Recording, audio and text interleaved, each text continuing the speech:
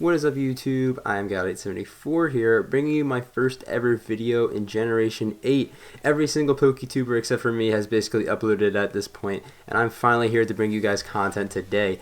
I was supposed to upload a video on Sunday. It was going to be a tier list ranking the new Generation 8 Mons in Draft League format, but the video got very repetitive very fast, so I decided just to scrap it in the end. It wasn't really too interesting. It was an interesting topic, but the way I presented it was not too interesting. But we are here now because the first draft league I'm a part of is finally starting up, and I'm going to be bringing you guys the draft analysis today. This is going to be for the PCP. We are joining for Season 6. If you guys don't know what PCP is, it is the Pokemon Community Players League, or another name that I will not be saying on YouTube. This is Shayquaz's league, so big shout out to Shay for letting me join his league. He messaged me on either Twitter or Discord, I don't quite remember, and he let me join it. I'm very happy he did because I wanted to do Draft League in November as opposed to like mid-December, and here we are. I'm going to explain what the PCP is and what the rules are going to be for this season. Basically, we are doing a free draft, so we can draft whatever we want barring the legendaries. We do still have to abide by the snake draft, so there's 16 coaches. We got 13th place, so we did not get a very good ranking on the spot, so we're not going to be able to get too many good Gen 8 Mons in this draft, but that is okay. I am going to let you guys know throughout this video, you're going to see that I only end up drafting one Gen 8 Mon, and that's at the very end just to pick up a Gen 8 Mon, so I did go a little bit sweaty in this league. I do want to win. I do obviously want to have fun. I did pick up a lot of new Mons that I haven't used yet, even though they're not new, as I will break down my first few picks, you'll see. But there is a lot of chaotic energy in this league. There's a lot of dad energy in this league. Luckily, I'm not part of that second part of energy, but I hope you guys still enjoy this regardless. One last thing, I really hope you guys enjoy the quality of life changes I am making. It's probably not too noticeable, but it's going to be throughout the next few videos. I'm going to be tweaking some small things like maybe transitions or like the backgrounds moving, for example, in this. Very slow, but it's moving. And I'm going to try and do more and more things just to improve your guys' video viewing experience. But without further ado, we're going to start diving into this draft. I really like it a lot, and let's get into my first pick. One more thing I forgot to mention, despite it being a free draft, I don't think anybody got an insanely busted team, so I think we're going to be okay for the season. But my first ever pick in Generation 8 draft is going to be Conkeldurr. I picked up Conkeldurr for the first ever time. I was feeling really weird about it because when I was picking this, again, I was 13th overall, so I was thinking not many of the OU Mons that didn't get Thanos snapped I didn't really like too much, and the high tier Sword and Shield Mons are all gone, so what do I have to pick? I saw Conk on the board. I was thinking about that from the start, but I wasn't quite sure if I actually was going to go with it. I was looking into it a little bit more, and priority of fighting is so good in this generation. Mach Punch on this thing is going to be insane. And I always underestimated Conk in the older gens as well. This thing just hits like an absolute truck. 140 attack with 3 great abilities, Guts, Sheer Force, and Iron Fist. You can utilize any 3 of them. And another reason I drafted this was because in this generation, it gets Close Combat and Defog. Defoggers in this generation are very limited. Defog got removed from so many Pokemon, and not many Pokemon got it back. Rapid Spin was buffed, and that was also spread around a little bit more, so that's a little bit cool. But with the lack of defoggers, or lack of good defoggers, I wanted to get at least something that could have it, even if I'm not going to run it half the time. Like Conk defog, that sounds kind of weird, but at least I have an option to do it now. And that was a big selling point for me, that and the fact that I used Blaziken in the APM lower tiers as a physical breaker, and I felt like I really got comfortable with it near the end of the season. And just a physical breaker in general, I felt like I could utilize well now. And Conkeldurr is the definition of that. Close combat coming off like Flame Orb's Guts or just and Choice Banded is just going to hit everything hard. And the only thing Conk really lost was knockoff. Not really a big deal considering I can still hit ghost types with any other coverage move, because most ghost types aren't like just standard ghosts, and if they are, they're not really that bulky. So I think I'll be okay with dealing with them. Plus I do patch up the ghost weakness a little bit as I continue on into the draft. But I felt like I could build around Conkeldurr very well with just the raw power right off the bat. I can at least build around that. So I'm really excited to use Conk. I've never actually used Conk in draft before, so this is a first for me, even though it is a Gen 5 Mon, not a Gen 8 Mon. But it's whatever. And we're going to move into our second pick. I am going to continue the trend of Generation 5 Mons I've never used in draft. And I was looking around for the wheel because I'm close to the wheel, and I was thinking I need a good steel type. I want to try out Copperjaw, but that actually got taken the pick after Conk, so that was pretty unfortunate. But by the time I got around back to me, there was still a steel type that was really good on the board, so I decided to take it because it was not coming back next time. It is Ferrothorn. Ferrothorn is also a mon I've never used in draft before. A big reason I wanted this was because A, I wanted a steel type to fit the rest of the team comp I had in mind, and Copperjaw and Ferro were the only two I was really looking at, and so Ferro was the only one left. I need to take it. And two, Ferrothorn really did not get shafted by the generational shift. A lot of Pokemon lost Toxic, a lot of Pokemon lost Knockoff.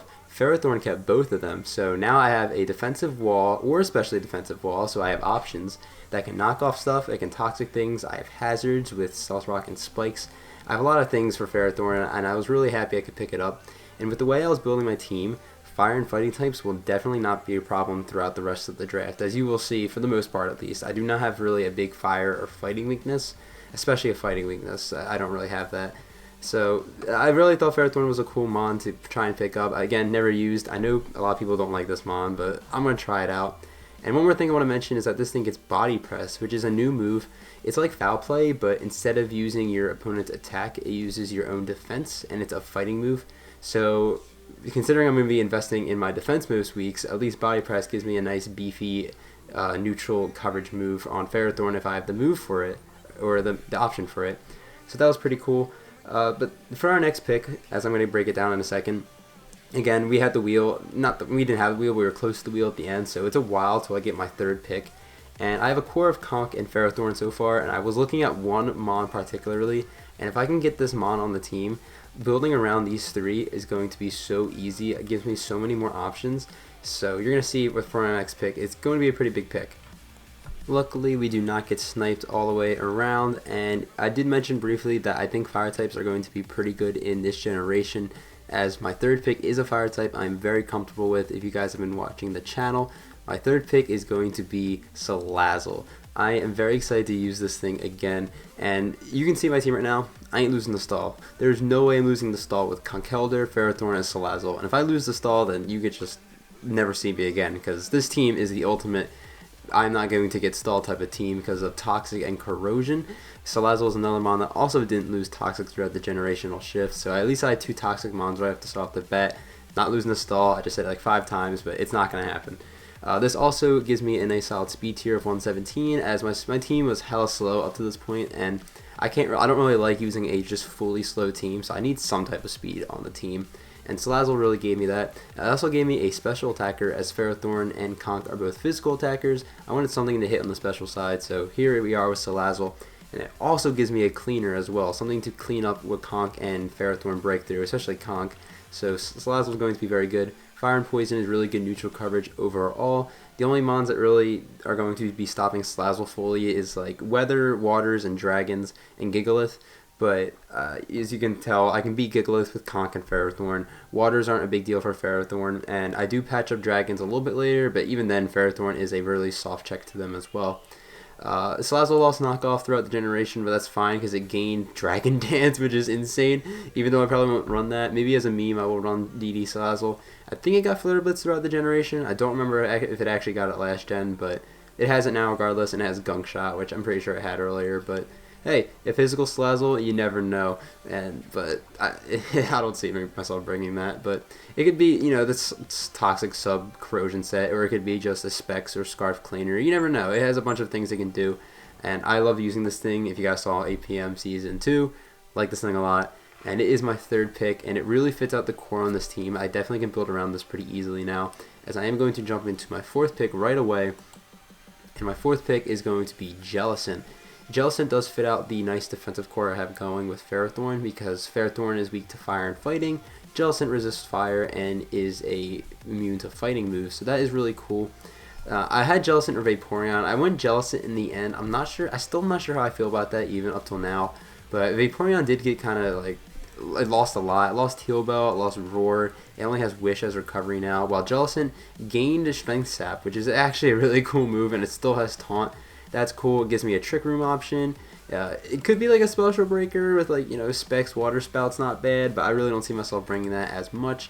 And I also like the ghost typing because psychic types were a minor problem for this team because Conk can't break through like Reuniclus, Salazzle really can't, and Ferrothorn to an extent can't either. At least Jellison has the ability to either taunt them or like Shadow Ball them.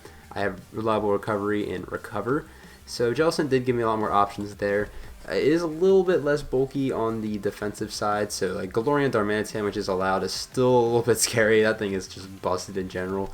And Jellison is known to get a little bit worn down without it being able to use recovery, so it's a little bit scary. I have used Jellison in the NCP Spring Slam, and it was fun to use. It wasn't my favorite model on the team, but I did still enjoy using it. Hopefully you can put in the work in this generation as well. Again, as Strength Sap, so at least I can invest more into Spadef and just use Strength Sap to wear away at my opponent's attack. I'm interested to see how that's going to work. But that is my 4th pick. It is Jellison, and I'm going to move on to my 5th pick in the draft. My 5th pick overall was something that really sort of just glued together my offense really nicely because we have Conkeldurr as a physical breaker, and then we have like Salazzle as sort of a cleaner, but can still be a special breaker. But I'm going to leave the special breaking duties a little bit more to Gardevoir, as Gardevoir is my 5th pick. I have used this in PEBA Season 2 for a full season before, so it is the second mon on the team I've used for a full season. I do enjoy this thing a lot, and this is another mon that has not really lost too much throughout the generation.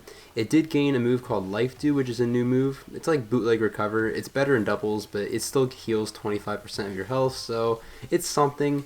But it still has its essentials. It has Psychic, it gets Moonblast, Hyper Voice, even though it's not Mega anymore, it's still a thing. It has Knockoff still. It has Shadow Sneak for priority on the physical side. Thunderbolt, Energy Ball, I believe it still has. Yeah, so it still has a lot of options regardless. Trace is a really good ability. It copies whatever your opponent is. Synchronize is also a pretty good ability as well. So if you get like paralyzed, then at least your opponent will be paralyzed back. And Gardevoir is just really strong in general. There is a new Psychic and Fairy type. It's called Hatterene, I think.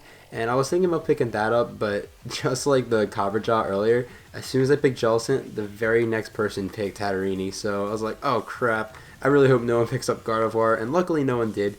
I did have a few backups for it anyway, so it wouldn't have been the end of the world, but I did end up getting Gardevoir in the end. I'm pretty happy about it because I do enjoy using this thing, and hopefully it puts in a bunch of work for the season. Moving on to my 6th pick, the roots of my NCP Spring Slam team is coming out even more, as this time I filled out another part of my defensive core and picked up Manabuzz.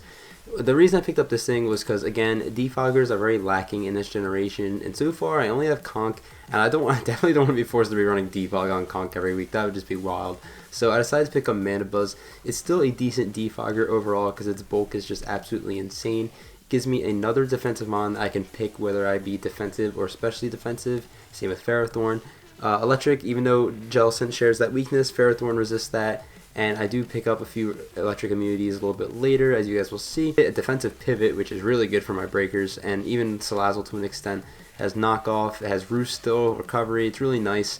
I'm a little bit scared to use this because I know just like Umbreon, Manabuzz is a little bit passive, like 65 base attack. That's literally the same as Gardevoir, and that's my best attacking stat.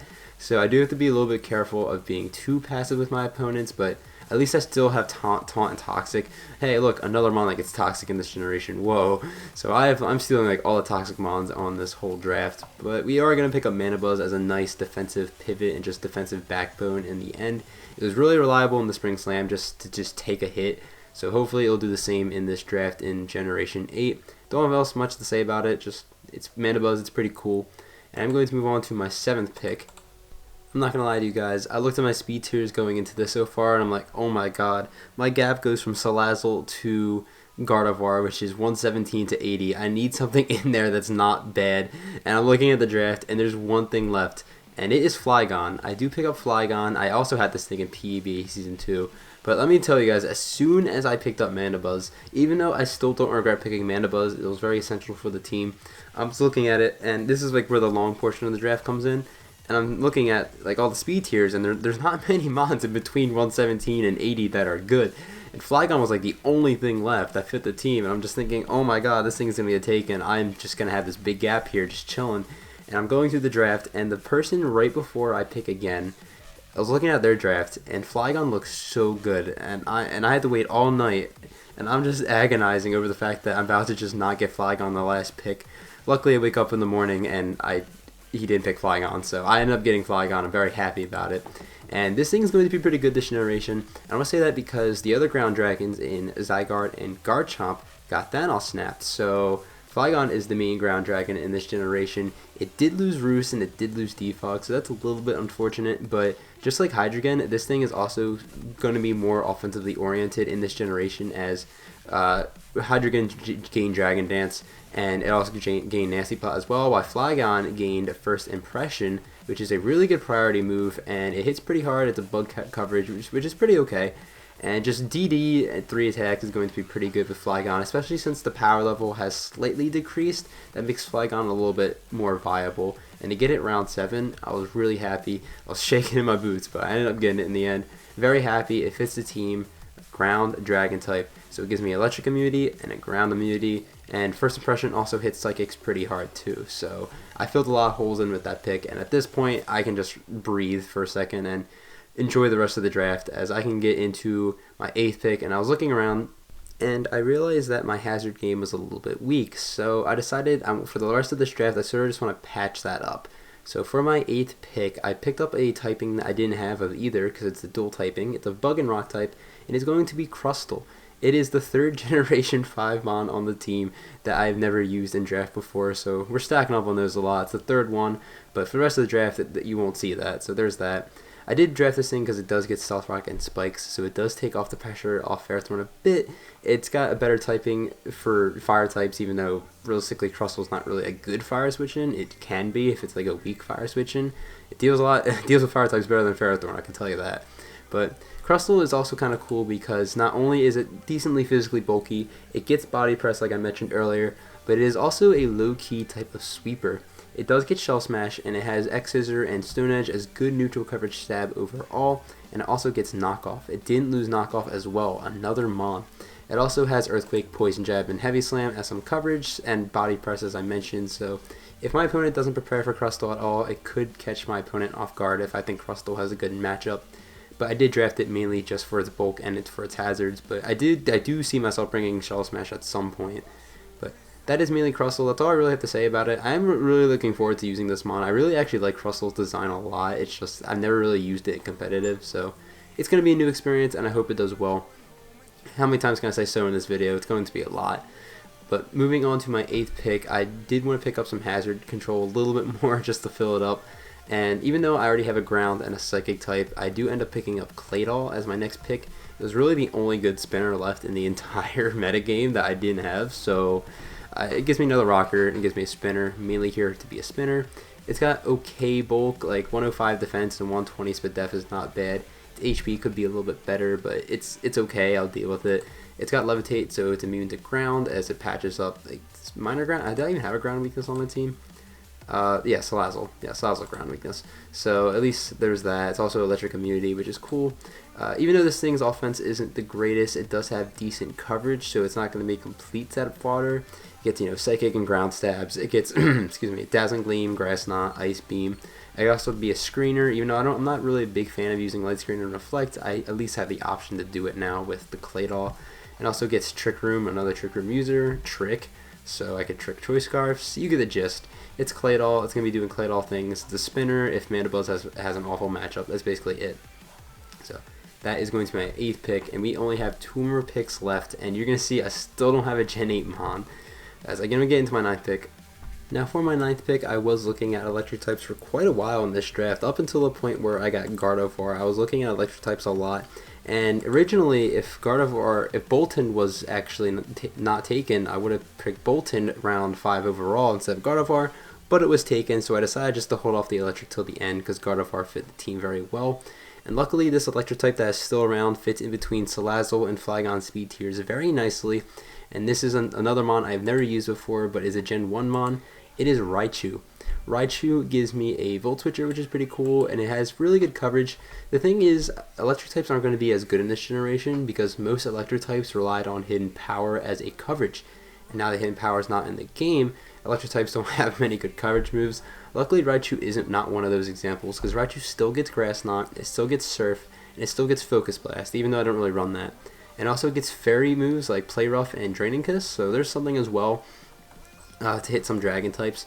The one thing Raichu, it does sort of suck because I did sort of want Raichu as a mixed attacker since it has both 90 attack and Spatak, but Raichu cannot get Volt Tackle in this generation, so it's mainly going to be a special attacker on the team, which is a little bit unfortunate, but it's okay. It gets Nasty Plot, so at least I can boost up. If not, I can run Specs if my opponent doesn't have a ground type. So I definitely do have options with this Raichu. I'm not really a big Pikachu fan, so I'm not really a big Raichu fan either, but I do think it's going to fit the team very well, and in that aspect I'm pretty excited about it. But that's all I really have to talk about Raichu, and I am going to move on to my final pick. And now for my final pick, this is the long portion of the draft where I have to wait a while, and when it got back to me, I'm yelling at myself to pick up a Gen 8 Mon just to have one, and there's only like 2 on the board left that are fully evolved, and one of them is so goofy. And I decided to say, screw it, I'm going to pick it up. It is Morin. You guys saw this thing in the one trailer with the teapot. It's just such a dumb Pokemon with the way it is. It's so funny. I think it's cool. I do really like this mon a lot. It is going to be very bad and competitive, as its best stat is 95 Speed Def. And it's like Swanna, but maybe even worse than Swanna. But again, it's goofy, it's funny. It gives me a defogger. There's something. It gets super power for coverage. There's something as well. You never know, but you do sort of know. This thing's going to be pretty bad, but it's sort of a meme pick. I only have this team for 6 weeks or something like that, so I don't know if I'm going to even bring it, but if I do have an opportunity to bring it, I will bring it. I wish I had this thing on a Wi-Fi league as opposed to Showdown, because Showdown won't be showing the goofy animation where it has the fish stuck in its mouth because of its ability, but it's still a funny mon regardless, and I do pick up a Gen 8 mon in the end. It is this beautiful thing. It's the first ever Gen 8 mon I pick up. And that is basically it for the team.